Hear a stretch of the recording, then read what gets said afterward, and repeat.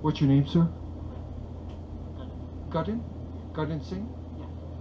Are you undergraduate student or graduate? Yeah, I'm undergraduate. What are you studying? Natural science. Natural science. Wonderful, sir. So these are 6 factual outcomes. Since Confederation, there's only been 2 federal parties in power, the Liberals and Conservatives. What I want you to do is match the party you think is behind these outcomes.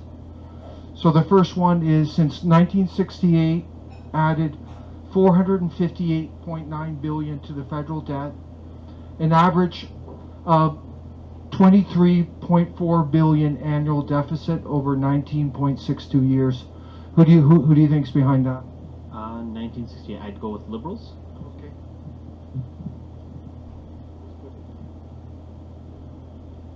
This one mandated the federal government to promote and enhance foreign cultures in Canada.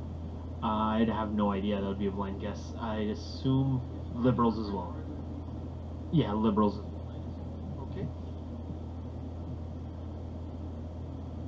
This one, over a 10-year period, allowed 2.66 million migrants into Canada.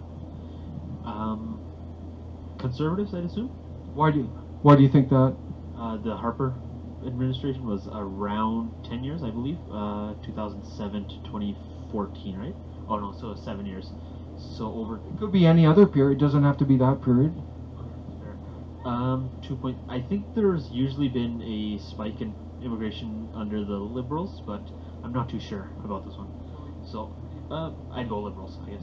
Liberals again? Yeah.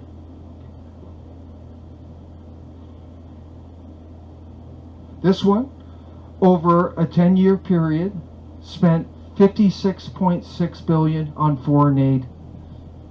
Could I ask which foreign aid? All over the world. 10 years period. I'd assume Liberals again. Because that's a lot of money, right? That's close.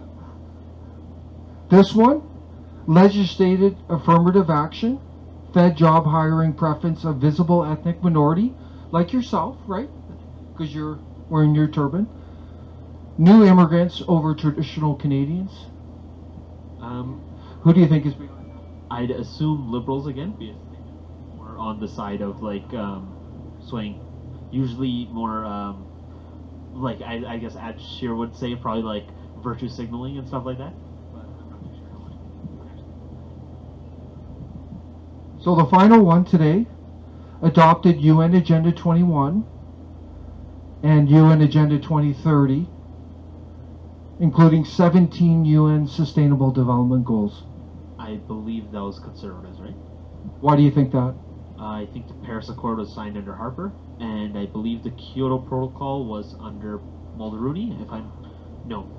I think Mulroney. I think was the Kyoto Protocol, right? So, but this is UN Agenda 2030. What does that have to do with the Paris Accord? UN Agenda 2030. I actually don't know. I assumed it was Sustainable Development Goals. I thought it had something to do with the Paris Accord, but It does.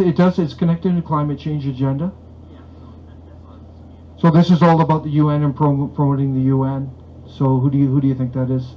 The UN Agenda 21. I haven't heard of the specific agendas, so I would assume Conservatives, because like the Harper was the one that passed the not Kyoto Protocol, Paris Accord. So I'd assume Conservatives for that. Don't know too much about it. I'm going to share the truth now. I'm just going to take these ones off.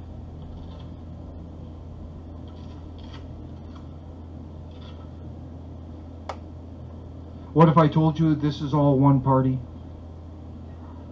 Surprising. Why is that? Well, it's kind of a few different things going back and forth. Well, I guess it is kind of similar to one, like, similar stance, but I would be surprised because it's over 10 years and stuff like that, like raising debt. No, like, I don't think any singular government has stayed in too long near that kind of time, right? Like, there's been a few cases where, like, I think Trudeau Sr. was one of those cases, and Mulroney, but I think over in general stances, usually there's a lot of swapping and like changing parties. So I don't think anyone would be able to accomplish all these goals. Okay. Do you support all this stuff? Since not necessarily, no. Adding all this debt is good for Canadians? It depends on what the debt is for, but in general, like, no, not really. What about? Do you think this is favoritism here, or Federal government promise enhanced for. promoting foreign cultures over traditional cultures? Do you think that's fair? I'd have to say it depends on like how they do it, because like if it's just like job discrimination and stuff like that, like affirmative action, I'd say that's not necessarily like the most fair thing. But I don't really know what type of cultural enhancement it really was, so it's kind of vague there. So Okay. So I'm going to share the truth now. These are all conservative outcomes, every single one of them. that's What does that show? it's kind of a little bit weird. I didn't expect them all to be conservative because I did know Mulroney added to the national debt quite a bit, but I didn't expect it to be that much over in a 10-year span because he was in like the 70s, I believe, right, during stagflation. But I didn't expect him to do it to that extent, so that's why I wasn't expecting that. And the enhancing cultural and foreign like experiences in Canada. I did not know too much about Mulroney's social policies in Canada, so that was also kind of a bit of a surprise. Just in general, from a conservative standpoint, you don't usually think of conservative when you think of like doing something like that, right? So what does that tell you? Do you think people are being manipulated into like a false division between these parties? Yeah, I guess yeah. There's like less historical like background. Will we have like the reputations of the parties and what they have actually accomplished?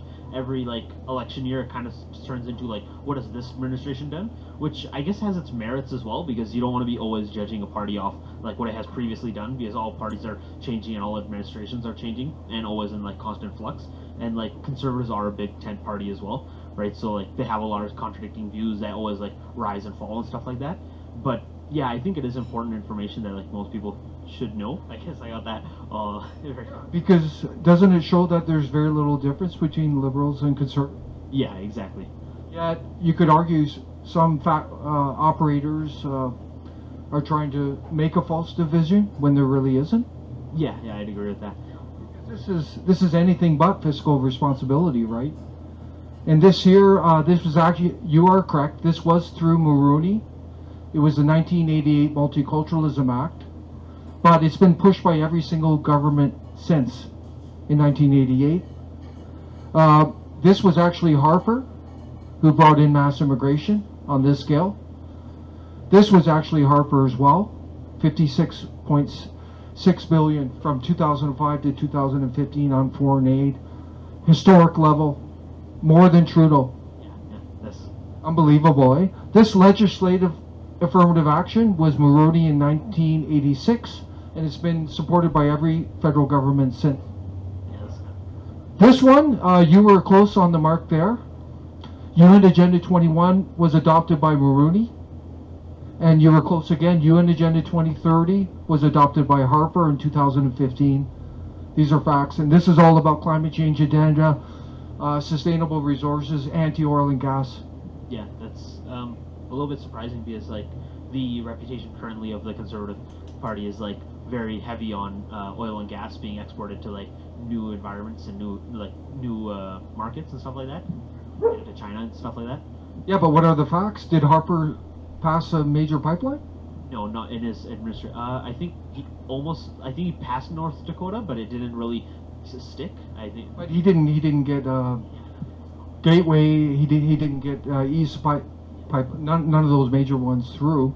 Yeah, nothing got like concretely built. And he also adopted UN Agenda 2030, which is totally anti-oil and gas. Yeah. It's kind of hypocrisy, isn't it?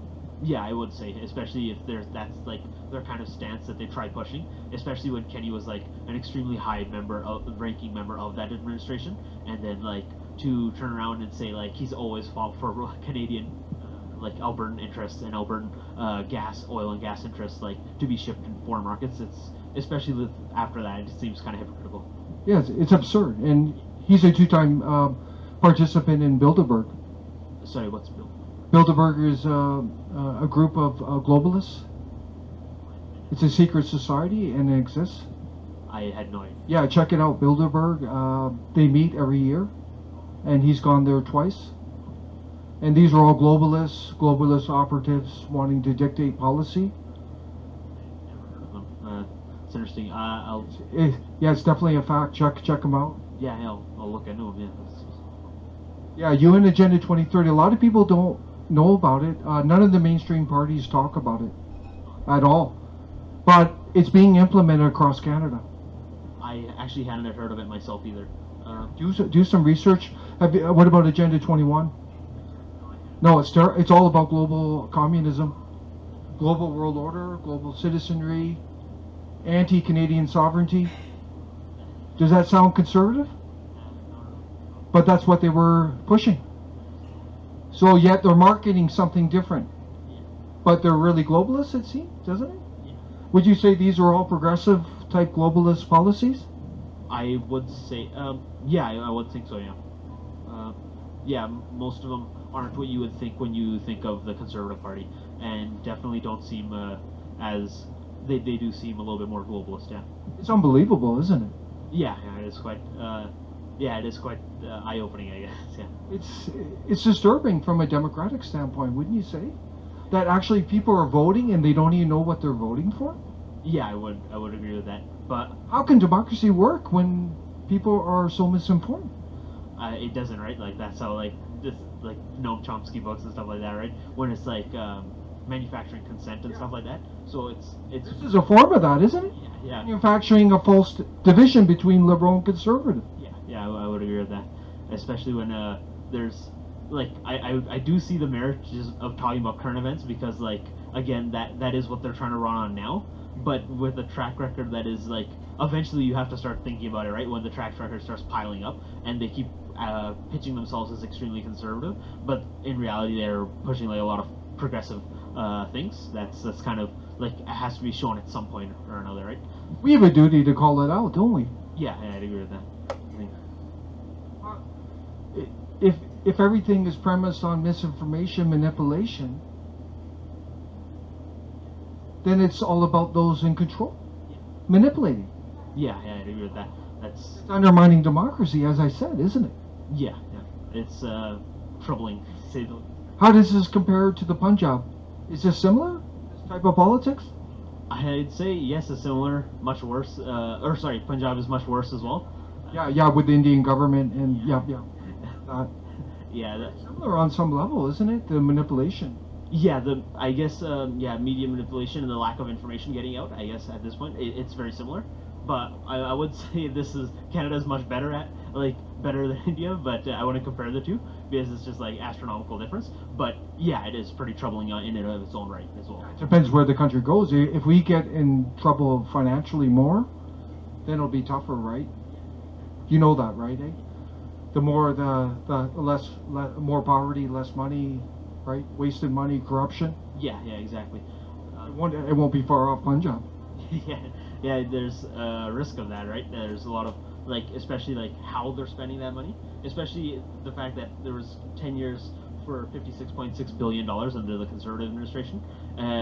That's especially troubling because we were going through a recession at that time, and I think a lot of developing nations at that time weren't hit as badly, which was actually surprising because I think Africa was doing quite well during that. Well, not quite well, relatively speaking, right? They were doing pretty decently, but they weren't hit as badly, and I guess Canada wasn't hit too hard, but it was still quite a big struggle, right? And that's quite concerning, especially over 10 years. I'll give you an example of this. There was about 2.7 billion Harper gave to Afghanistan. Foreign aid? Yeah, during this 10-year period. 2.7 billion. There was a U.S. report out about 2 years ago saying almost all of that money was wasted in corruption. That's quite concerning, especially. Is that consistent with conservative? Not at all. Especially given that conservatives usually aren't supposed to be too heavy on foreign intervention and stuff like that, right? But like here, if that money's going to Afghanistan, they're kind of just propping up another one of like their own states that they kind of need to have there, rather than actually having like a democratic process or like what the people actually voted for, because like they're massively stepping in and intruding onto foreign elections. That's only one example, but look it up. Fact checked it on me. It was in the Globe and Mail. It was a U.S. report. Most of it went into corrupt hands. Corrupt hands, wasted. It didn't go to the people. That's wrong, isn't it? That's our tax dollars. I think if they are going to like it, at the very least, it should have been their responsibility to make sure that it's being used effectively, right? Rather than going into corruption. Like, there's nothing wrong with giving foreign aid, right? The problem is like when you give it without any without any strings attached, I guess you could say, right? If they were to give it like, hey, this is for like healthcare or something like that, yeah, that works, right? But like you have to make sure that it's being used equitably, right? Yeah, but at the same time, we got to look after our Canadians, right? There's around 3,000, 5,000 veterans on the street, right? Canadian veterans on the street, homeless. Yet they're being ignored. We got about 700,000 seniors who are living in poverty or close to it. And that number is growing. Yet we're sending all this money out. That's kind of troubling. It's wrong, isn't it?